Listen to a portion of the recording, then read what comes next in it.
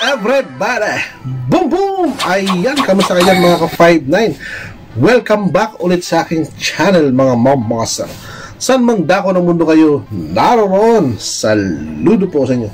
Welcome back mga ka-59. At eto na naman tayo, meron tayong bibigyan ng reaction. Recently, dun sa sinabi ni Dave na inamin niya na may pagmamahal bilang ama, bilang magulang kay Ramil, at sinasabi niyang ginagawa kang mabuting tao doon sa pamilya Manalastas.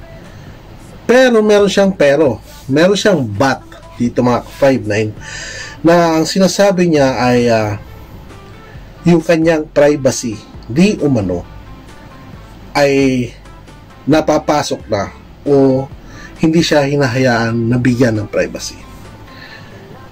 May mga pumayag na karapatan nga naman talaga na magkaroon ng privacy. On my own opinion, I'm sorry mga ka-59 kung hindi niyo magugustuhan ang sasabihin ko o merong papabor sa sasabihin ko.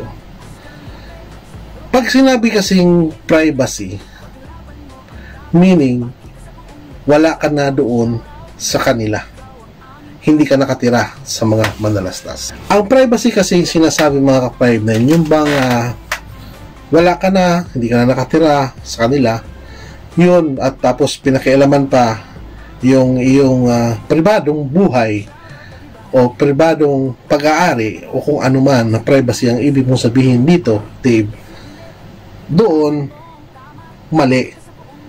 Pero as para sa inyo, habang nakatira ka sa iyong magulang, habang nakatira ka sa iyong kinikilalang magulang, habang nakatira ka doon sa nagpapalaki sa iyo at nagpapaaral, ay hindi ka dapat magkaroon ng sikreto.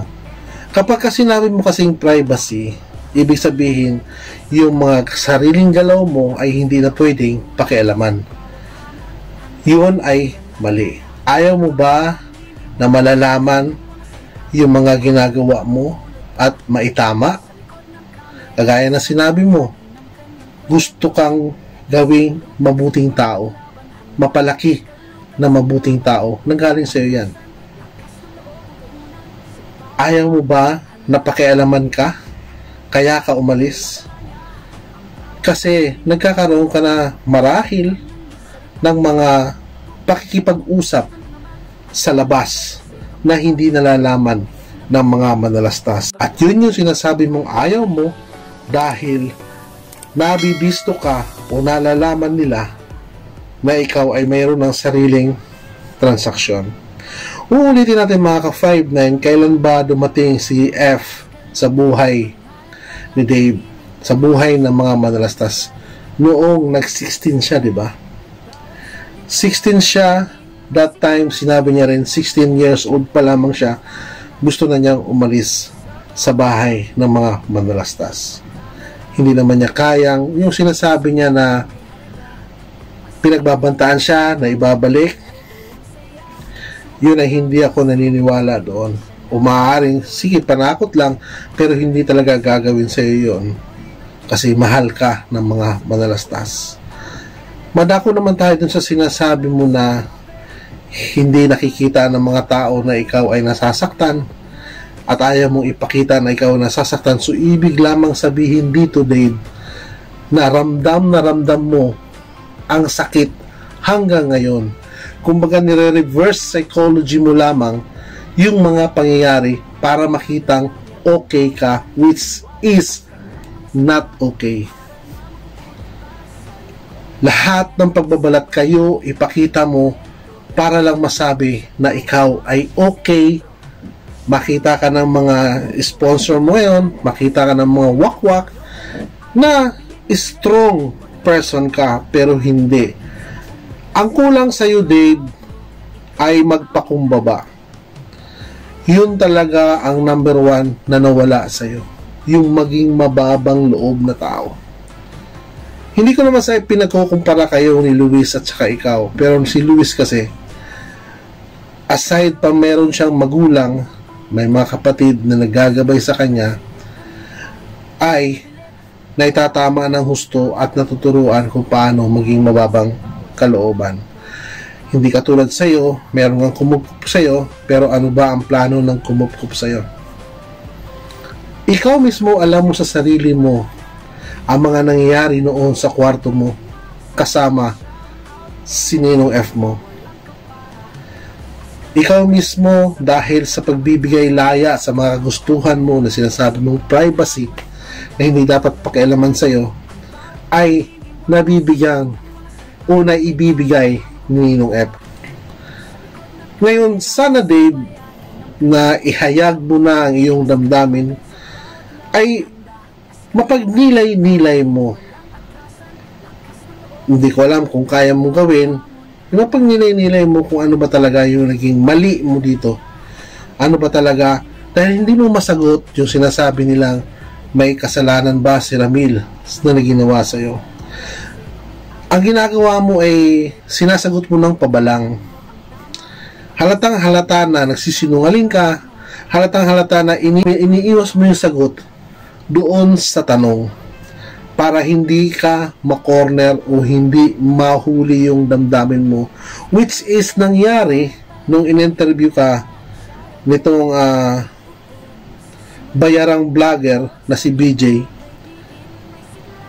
at umamin ka nga na may love at umamin ka na nasaktan ka. Yes, sorry, nasabi ko yung bayarang vlogger nga pala. Ikaw naman, bayarang vlogger, sabi ng sabi yung Estepanyang na binabayaran daw yung mga vlogger ni Ramil. Ikaw naman pala yung binayaran, ikaw yung bayaran. Hindi ka maghago-hago diha. Ay, sorry. Hindi ka magpapakapagod dyan na pumunta kung ay walang pera, walang bayad, kung ay walang pamasahe. Aside from pamasahe, of course, may bayad.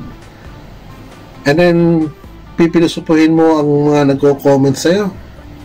Sasabihin mo, hatian, wala pa kang binabanggit na pangalan, sinasabi mo na agad, Ninong Stephen. Halatang halata na pera lang ang habol mo at saka subscribers siguro. Kunwari, nagtatanggol ka kay Dave para masabi na may nagtatanggol kay Dave. Sa'yo naman Dave, ibalik ko, sana pag-aralan mo mabuti dahil sabi mo nga matalino ka pero wala kang ibang alam na piyesa sa tugtog sa piano kundi yun at yun yung tinuro sa'yo ni Jun, eh mapag-isip-isip mo yung mga sinabi mo kasi ano yun ikaw yung nagsasalita.